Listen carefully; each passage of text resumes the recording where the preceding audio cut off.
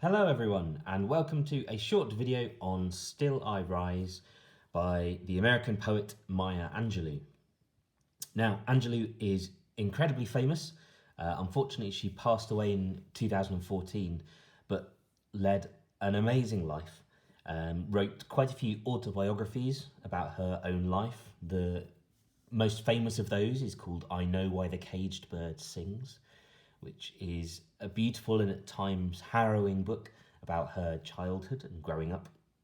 She lived in America. She worked for both Martin Luther King Jr. and Malcolm X as a civil rights campaigner during the 1960s primarily.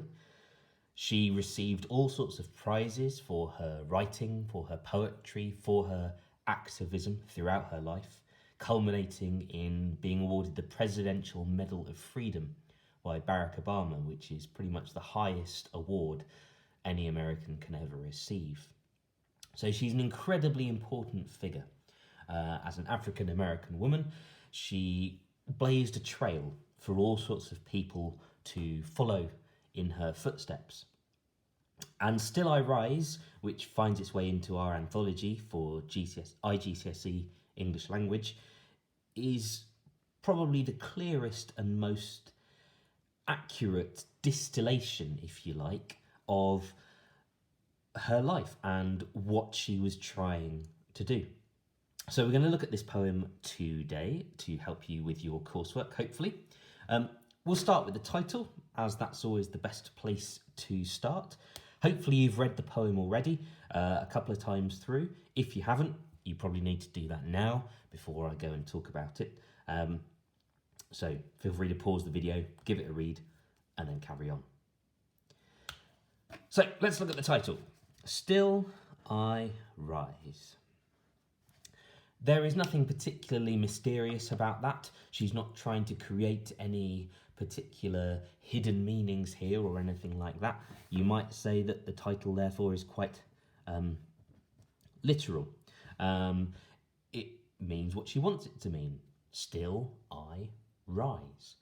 It's a poem about rising up, about rising through things, about beating things, about enduring things.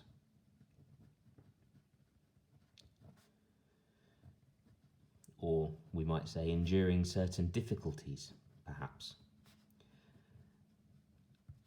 The word still is important, I would say. The poem isn't titled I Rise, which in itself is a fairly simple, straightforward statement. It's called Still I Rise, implying that there have been difficulties that she has faced. Still I rise, despite everything that I have suffered in my life and I have encountered, I rise. So however many times people have tried to put her down, she has risen. And it starts off in the same vein. Still I rise. Well, I'm going to now talk to you about some of the things that I have faced. You may write me down in history with your bitter, twisted lies. You may trod me in the very dirt, but still like dust I'll rise. So immediately we're brought into this incredibly rhythmical poem. There is a strong sense of rhythm to it. You may write me down in history with your bitter, twisted lies. You may trod me in the very dirt, but still like dust I'll rise. Lots of that rhythm comes from the words that aren't just one syllable. There's quite a lot of them. You may write me down in with your lies. You may trod me in the dirt, but still like dust I'll rise. Lots of one-syllable words. We can call those one-syllable words monosyllabic. So these monosyllabic words help to create this sense of rhythm. And from that rhythm, I think she's trying to give the poem and herself power, isn't she? This is a poem about a powerful woman. She's rising up through everything that she has endured and found difficult, and those monosyllabic words, dum dum dum dum dum dum, like a drum beat, help us to understand that. A couple of things I'd like to pick out in that first stanza for you. Her use of modal verbs in this poem is interesting. So the word may is a modal verb. suggesting a degree of possibility. You may write me down in history. It's almost as if she's quite willing for people to do that. She's quite willing for people to criticise her, to lie about her, to tread her into the dirt. I mean, why would anyone want that to happen? Why would you say to someone, oh yeah, you may tread me into the dirt, that's fine? Is it because she knows something deep down that whatever people throw at her, you may throw it at me, she's saying. As she gets to in the last line of that stanza, but still, like dust, I'll rise. So she knows that she can never be beaten, whatever people will try to do. So that modal verb is interesting. The way she also uses this second person pronoun, and it happens throughout the poem, you. So that's a second person pronoun. A first person pronoun would be I or me, which she does use later on. And the third person is they or them, as if you're looking down. But second person is targeting somebody, isn't it? It's a targeting word. You may mark me down in history. You may trod me in the very dirt. So she's definitely and defiantly targeting us as the reader, warning us almost threatening us. Don't do this to me and people like me, be they black, be they women, be they people from a disadvantaged background. She had a very hard childhood. And so she's accusing them almost, isn't she? Targeting them. You might do this to me. You might tread me into the dirt, but I'll rise. She is a master in this poem of very clear imagery. The bitter, twisted lies, treading me into the dirt. We get these images throughout the poem of, I suppose in a way, punishment or mistreatment, or possibly a key word for this poem, we have images of oppression throughout. So whoever this second person is, the you that she's targeting throughout the poem, she's almost accusing them of oppressing her in some way, shape or form, whether it be lying about her and having her written into the history books as someone who is not who she actually is, whether this person is treading her into the dirt, physically abusing her, putting her down, oppressing her. Yeah, of course she's going to rise though, isn't she, as she gets to here, but still, like dust, I'll rise. Again, these monosyllabic words come back in that final stanza. She's incredibly definite about this. And I did use earlier another D word. Definite and defiant. That's what she is. And we get this incredibly clear final line to this stanza, which will come back again and again, this idea of still I'll rise. So this is the first mention really of the refrain of the poem, which is this phrase, I'll rise. It comes back here, it comes back here, it comes back here, and again and again and again at the end of the poem. What's interesting though about this one, I think, is her use of these two commas in the middle of the line. She starts off incredibly rhythmically. You may write me down in history with your bitter, twisted lies. You may trod me in the very dirt, but still, pause, like dust, pause, I'll rise. So, these pauses in the middle of a line of poetry are called caesura. Okay, she deploys them occasionally in this poem, and when she does, it's almost to break the rhythm. To break or interrupt the rhythm a little bit. To almost shock us, to bring us into this sense of, oh my goodness, this is what she's had to endure. And we realise it in those pauses. But still, like dust, I'll rise. So, very clever use of caesura there. I like how also in the tiny little phrase in between those two caesuras, like dust, she's talking here, she's kind of almost extending the image of being trodden into the dirt, physically being beaten down and trodden into the dirt. It's a horrible image, but she extends it here. And she says, but still, like dust. So, like that dust that's going to be created when she's stomped down into the earth, the dust rises when that happens. And she links herself to that. Yeah? It's almost as if, I'll just have this going off this arrow here.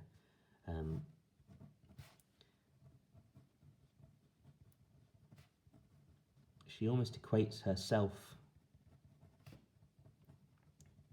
with dust, something powerless. And there's an interesting juxtaposition there, I think, isn't there? If this is a poem about how powerful she is and how she is always able to rise up despite everything, here she equates herself with dust. So there's an interesting juxtaposition there. Is she perhaps saying that, yeah, you treat me like dust, but dust will rise. Dust has a power of its own almost. So, on to the second stanza then. And here she starts to become, I suppose, in a way, much more female in this poem. It's not all about the fact that she is being a civil rights activist in America because of the colour of her skin and fighting against the oppression that she experienced because of that. There's also a strain in this poem of not just being a powerful African American, but being a powerful woman. And so she gets straight to it here. Does my sassiness upset you? And if you've watched a video of her reading the poem, and there is one available on the Firefly page, then yeah, sassiness is a very good way to describe her. And if you read any of her autobiographies, or if you read any of the information about her life on the internet, you'll see that, yeah, sassiness is an excellent way to describe her. So, does my sassiness upset you? Why are you beset with gloom? Because I walk like I've got oil wells pumping in my living room. Again, she's targeting this unnamed second person you again, isn't she? Whoever this may be. And she sees that this you is beset with gloom. And is she targeting people who are racist there? Is she targeting people who are misogynist? People beset with gloom? People who can't stand the fact that someone like her, take that in whatever way you want to put it, someone like her can be sassy, can be happy, can rise up. Does my sassiness upset you? Interesting rhetorical questions here. The poem has a lot of them. They are very demanding in what they try to do. Does my sassiness upset you? Why are you beset with gloom? Because I walk like I've got oil wells pumping in my living room. Although she's asking them rhetorically, we know the answer to these questions because we're enlightened, progressive people. But she answers them almost, doesn't she? Well, it's because I walk like I've got oil wells pumping in my living room. So this is the first of quite a few similes. So I walk like I've got oil wells pumping in my living room. She does this simile, or a very similar version of it, 2 or 3 times after this. Because I walk like I've got oil wells pumping in my living room. Simile, she's introducing some clever imagery here.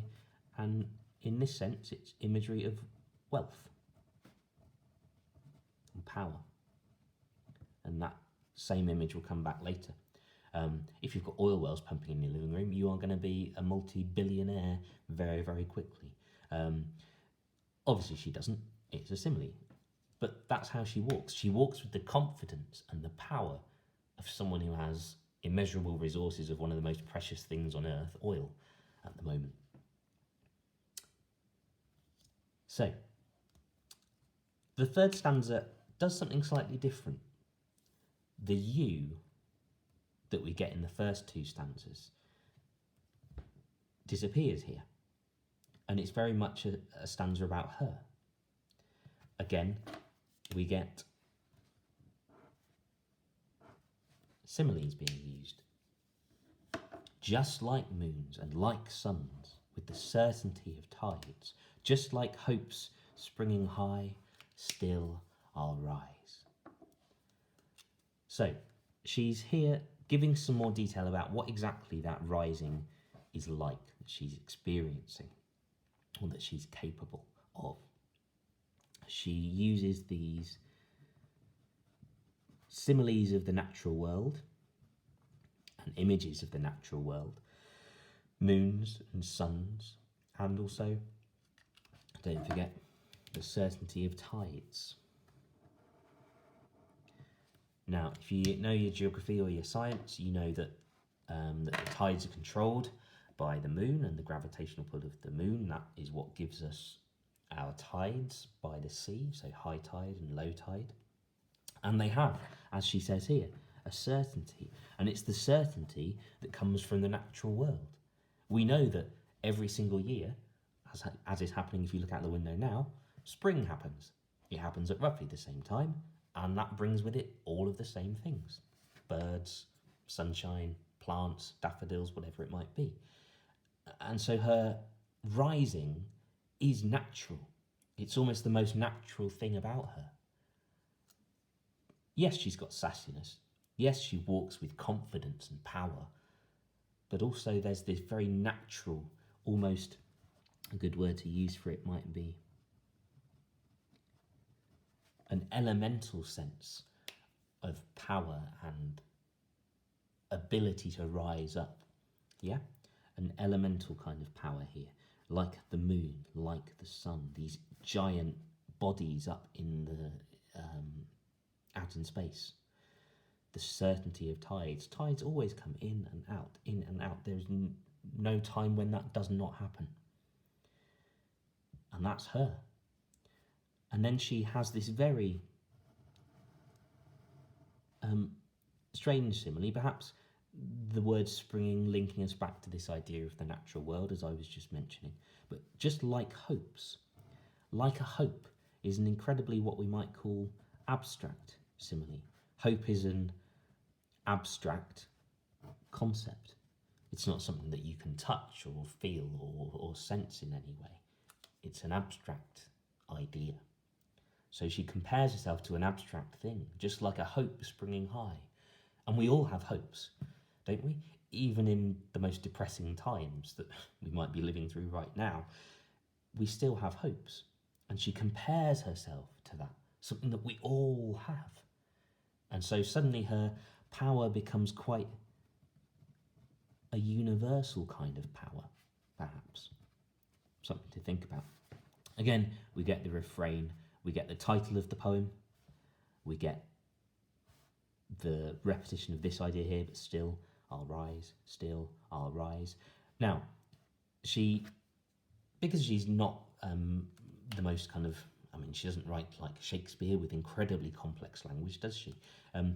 She uses the kind of contracted form here, I'll.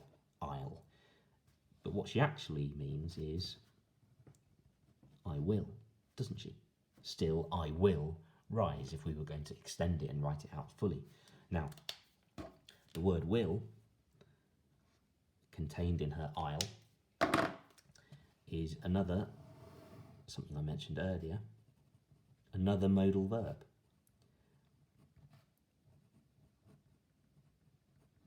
But here, it represents a sense of definitiveness. I will rise.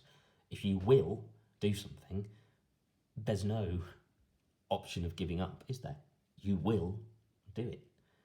You can't not do it. And that's what she talks about when she means that she rises. Now, stanza 4 here brings us back to the same sense that we get in stanza 1 of this kind of targeted images of punishment and stuff like that. So, do you want to see me broken? Okay, again, that second person pronoun comes back. Again, the rhetorical question comes back here, doesn't it? Do you want to see me broken? Bowed head and lowered eyes. We get three different, and then in the last couple of lines, another couple of images. But this stanza here,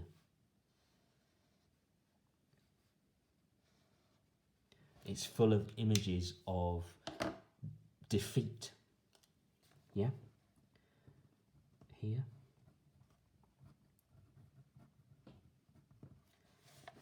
Did you want to see me broken?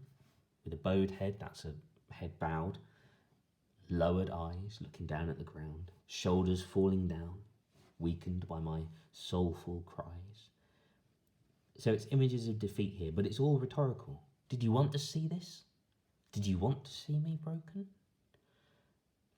It's almost as if that kind of sense of someone has bullied her, someone has abused and oppressed her, and she's been broken because of it, and this is what she looks like when she's broken. But then she turns around to her oppressor, to her bully, to her abuser, whoever that you might be, and says, is this what you wanted? Did you want to see me like this? It's a very moving stanza with these images of defeat. They are rhetorical, but they're there. And she'll have felt like that at some point, like every single one of us has. And they're very emotional, aren't they? Bowed head, lowered eyes, shoulders falling down, another simile here, like teardrops. Yeah. Shoulders that are almost full of sadness and misery. Yeah. You've seen that, you've experienced it when something bad happens and your shoulders just drop. And that she has been weakened by her soulful cries. Again, this isn't just a kind of a surface level bit of oppression or abuse, is it? My soulful cries. She has been affected with an A, meaning an emotional kind of affectation. She's been affected very deeply by all of this. Something to think about. Her soulful cries right in her soul.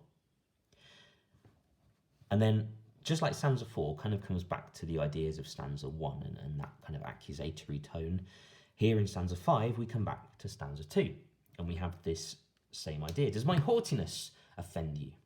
So just like her sassiness, one of her character traits, she also has haughtiness, a sense of power, a sense of superiority. That's really what that word means. If you want to look it up in the dictionary, feel free. It's got lots of different superiority. It's got lots of different kind of meanings, really, haughtiness, depending on the context. So, does my haughtiness offend you? You could almost make a poem out of these little rhetorical questions. Does my sassiness upset you? Does my haughtiness offend you? Why are you beset with gloom? Don't you take it awful hard? Again, she's looking back at the person who has oppressed her or mistreated her or punished her over the years, whoever that person might be, and then almost laughing at them. Oh, don't you take it awful hard? And then she does laugh, because I laugh like I've got gold mines digging in my own backyard. Again, very similar strategy here and structure, almost a parallel structure, if you like, to the idea from here. I walk like I've got oil wells. I laugh like I've got gold mines. Again, it's more images of wealth and power in the form of a simile. Simile there, I laugh like I've got gold mines digging in my own backyard. She hasn't really got gold mines, but she laughs and she enjoys life almost as if she has, which is an interesting idea, I would suggest. Despite everything that's happened to her, particularly after what she's told us in stanza 4, that she's been broken, she's had a bowed head and lowered eyes, but she laughs. So she enjoys life despite everything. Yeah? Let's move on.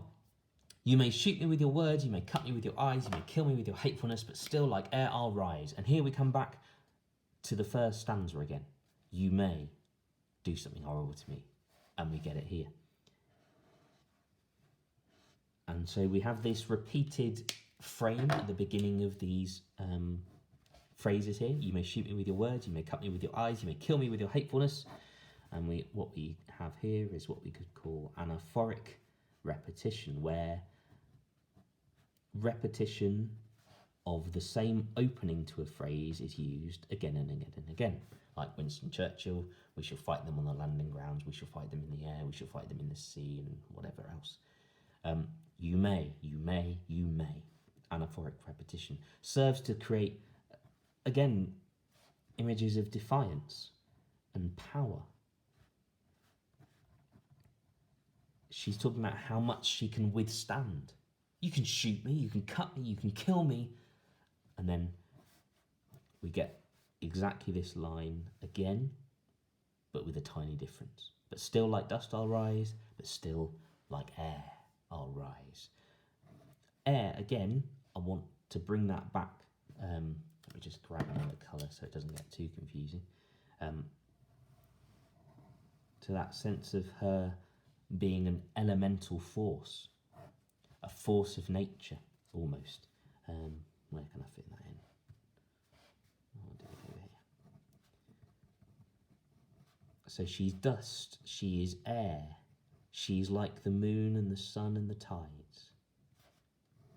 She's a force of nature in this poem, but still like air, will always do, I'll rise.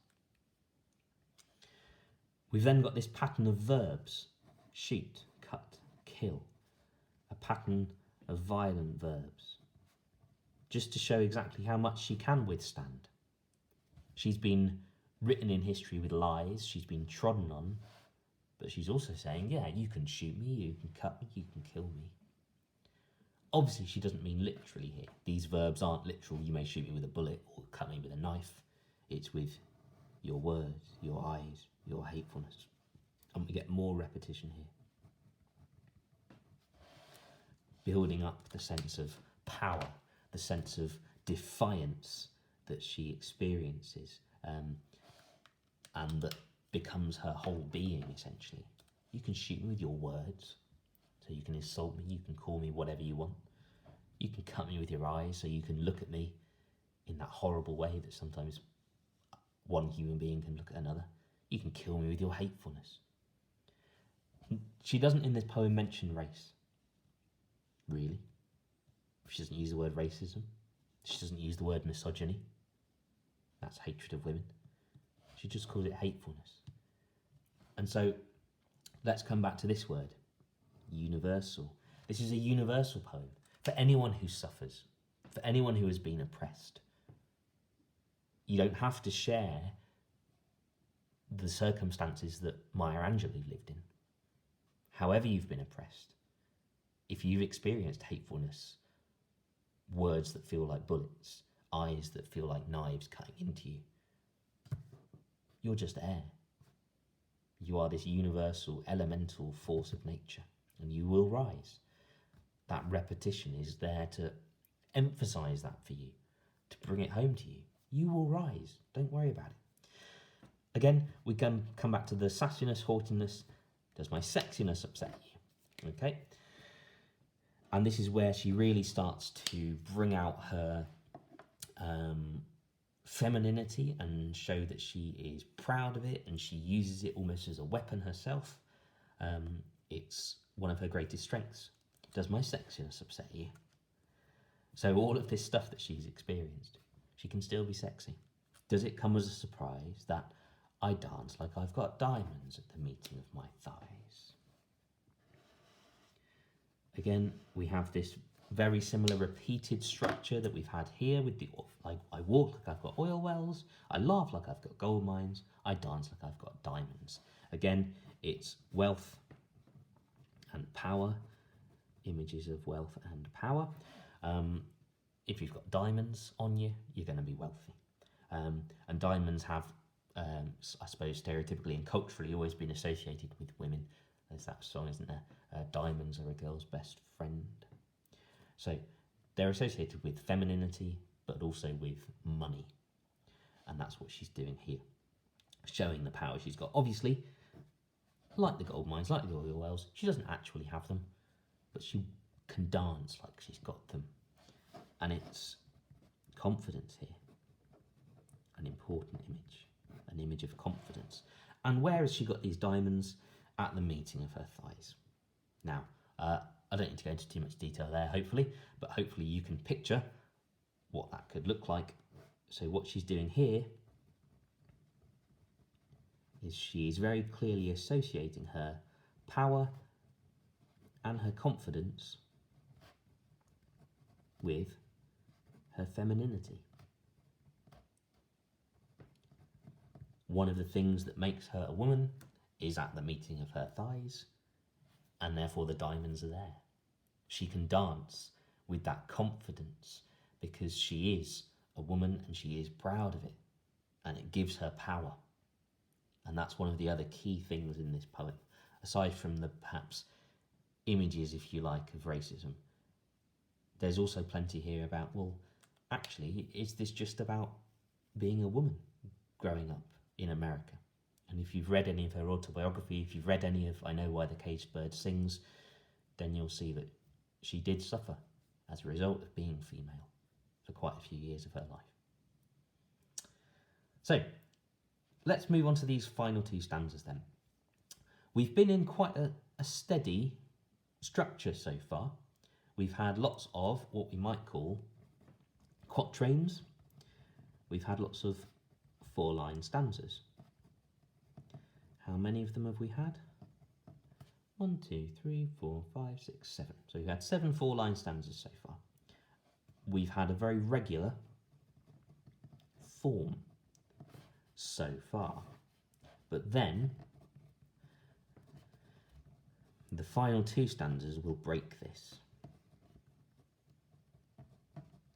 And I'll come back to why her breaking the form that she's used so far is interesting to us. So, suddenly she leaves behind all this stuff about sexiness and haughtiness and oppression, and she's now focusing on her rising.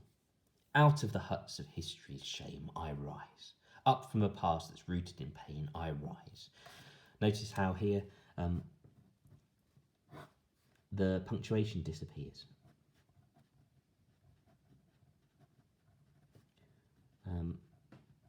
Suggests perhaps the force of her words, that she doesn't need punctuation anymore. Out of the huts of history's shame I rise, up from a past that's rooted in pain I rise. Here there are perhaps images which might be quite personal to her. She didn't have the most wealthy upbringing. Maybe that's a reference to where she was born, where she grew up. A hut, a past of pain. She did experience a lot of pain in her childhood. So maybe it's a very personal image that she's getting out of it, up from this past. Or are these images of slavery? The huts of history's shame. And countries that were involved with the slave trade, like our country, should feel, I would suggest, a degree of shame at what they did. So are these imageries of slavery that she is escaping out of, up from, verbs of movement here?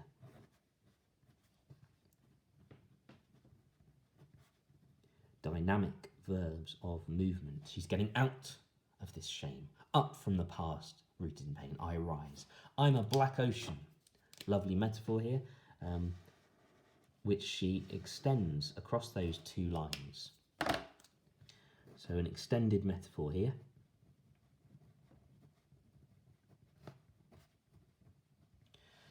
Of her being a black ocean, which is a striking image. We don't expect the ocean to be black.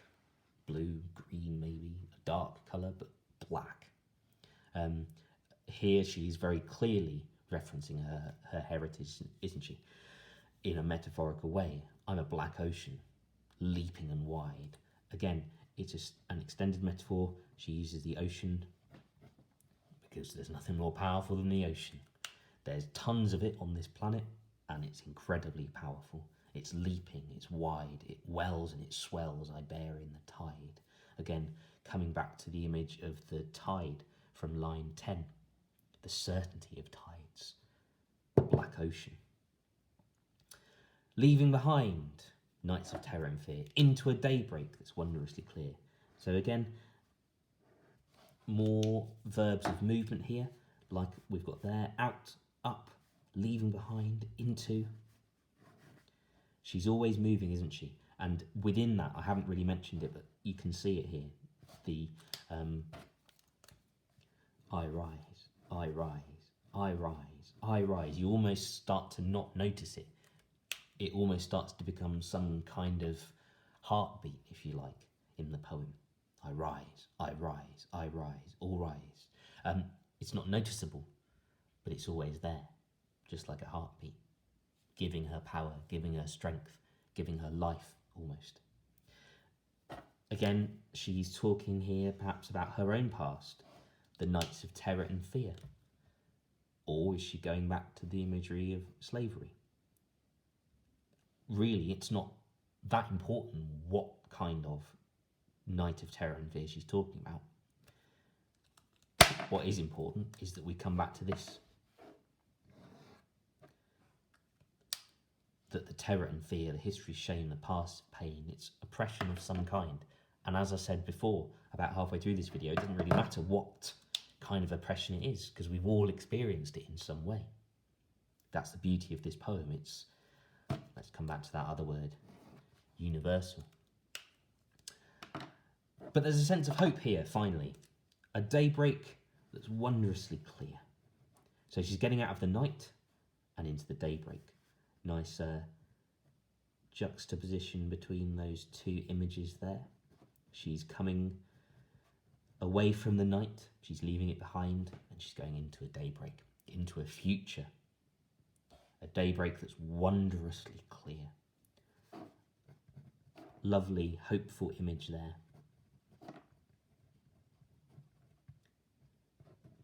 If you're watching, well, the day I'm making this video, it is absolutely wondrously clear outside, brilliant blue sky, and that's what she's creating here. She rises, bringing the gifts that my ancestors gave. I am the dream and the hope of the slave.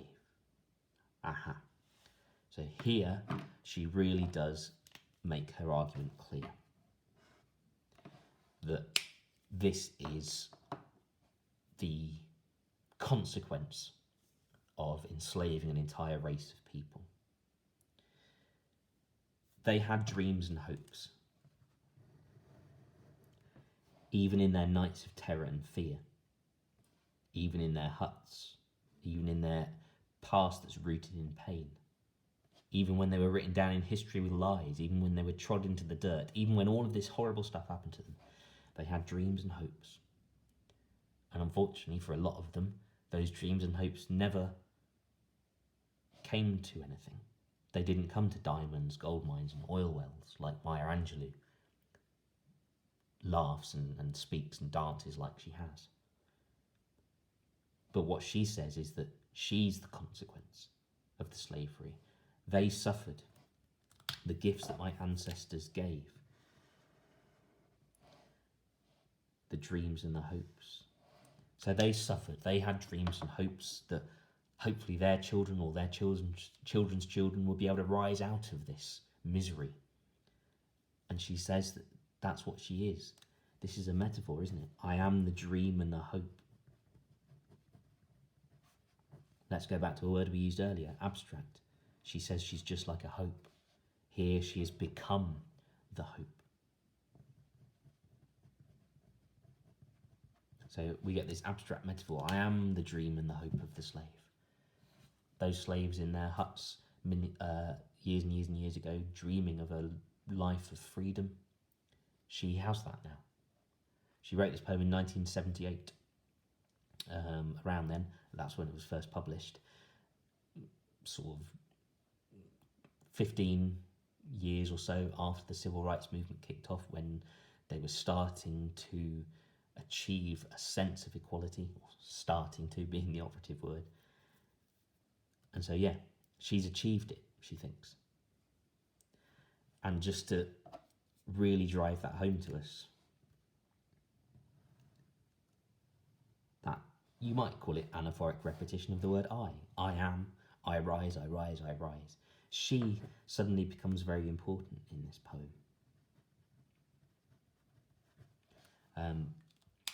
She has risen. She's the important one. She has been able to do this. She's obviously incredibly thankful for everything that her ancestors gave, the gifts that my ancestors gave, the dreams and hopes of freedom. And then she just repeats at the end of the poem, I rise, I rise, I rise. It becomes very insistent, almost like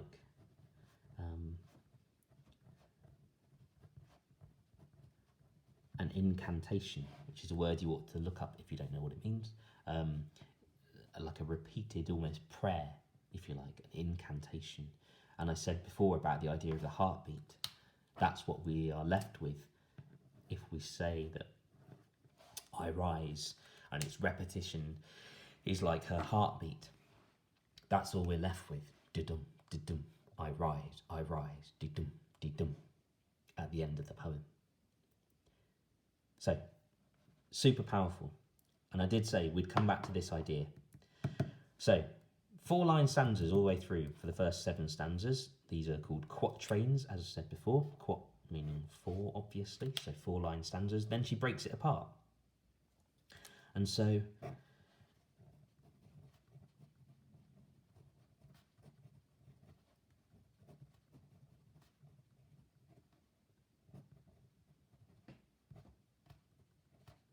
the word form is what we use to describe the form that the poem is written in quatrains.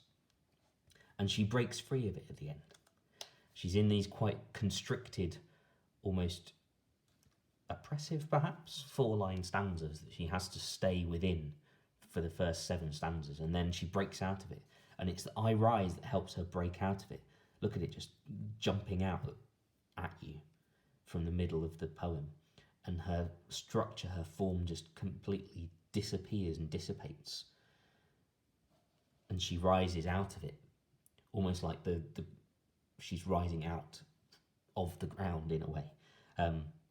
And so she breaks free of the form of the poem. She dispenses with the idea of the form in the 4-line stanzas. She doesn't need it anymore because she's rising out of it. I think that's everything. There's probably more in it. These second lines in the simile stanzas, why are you beset with gloom? Don't you take it awful hard? Does it come as a surprise?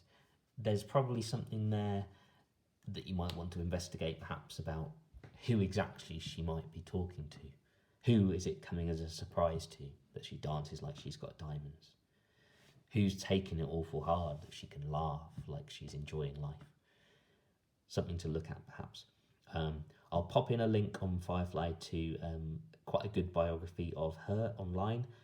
Feel free to read it if you want to. Yeah, and any questions, do use the forum on Firefly or drop any of your English teachers an email. See you later.